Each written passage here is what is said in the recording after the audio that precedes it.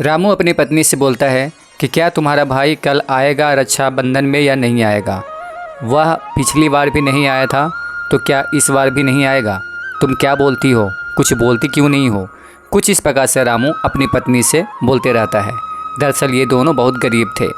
तभी उसकी पत्नी बोलती है, नहीं नहीं, आप ऐसा क्यों बोल रहे हैं, वह आएगा। उसने कल ही मुझसे बात की है कि मैं आ जाऊंगा शाम तक होते होते, और देख लेना आप, वो आ जाएगा। आप अपना काम करो। रामू की बीवी कुछ इस प्रकार से रामू से बोलती है।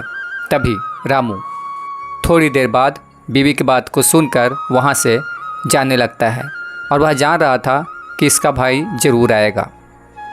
तभी थोड़ी देर बाद वह फिर से अपने भाई के आस में वहीं पर खड़ी सोचने लगती है कि आखिर क्यों इतना देर आज हो रहा है।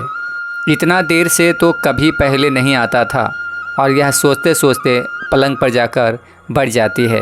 दरअसल यह बहुत गरीब थी, जिसके चलते वह यह भी नहीं सोच पा रही थी कि मैं उसके लिए क्या लाऊं क्या ना लाऊं।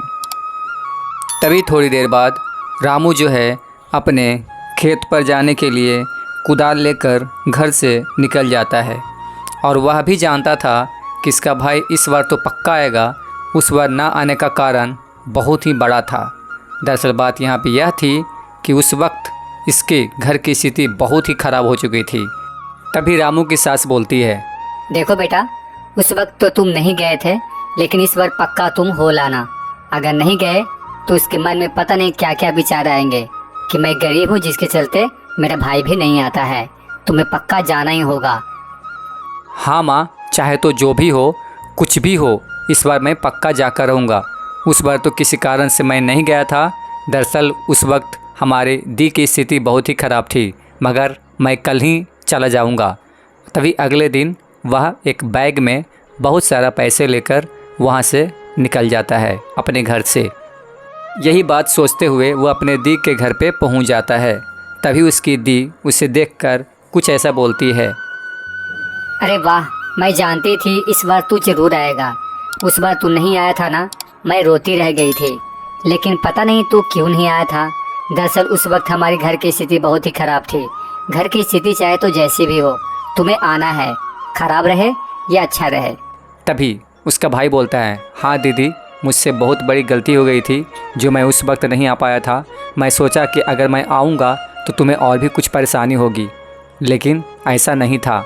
तुम एक धागा भी बांध सकती थी।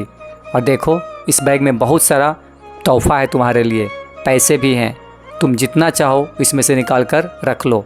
कुछ इस प्रकार से उसका भाई और वह दोनों में बातचीत होता है।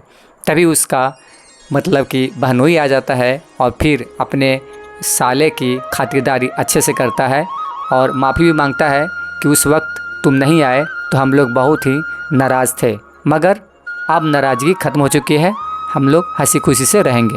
कुछ इस प्रकार से दोनों फिर